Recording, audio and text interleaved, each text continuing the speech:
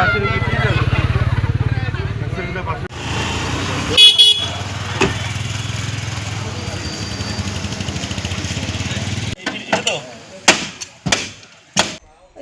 দিনহাটার থেকে কালমাটির গাড়িতে উঠছিলাম। তো কালমাটির রাস্তায় ছিলাম, তো ওই সাদা গাড়িটা আমাদের গাড়ি থেকে একটু ডিস্টেন্সে ছিল। তো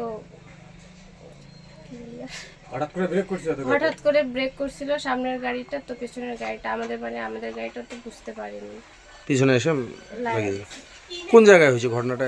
মিলননগর পার করে এই বালিকার একটু আগে।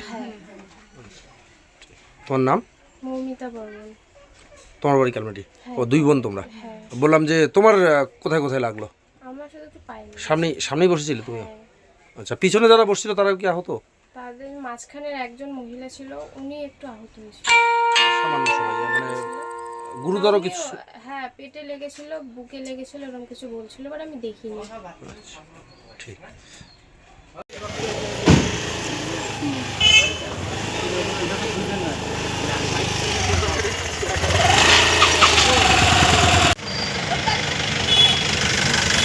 গাড়ি যাইতেছিল, সামনে ব্রেক করছিল আর পেছন থেকে প্যাসেঞ্জার গাড়ি, সে স্পিড মানে কন্ট্রোল করতে না পারে পেছনে ধাক্কা দেওয়ার পরে গাছে অল্টোটা গাছে দেওয়া লাগাইছে। কারো কি কোনো ক্ষয়ক্ষতি হয়েছিল?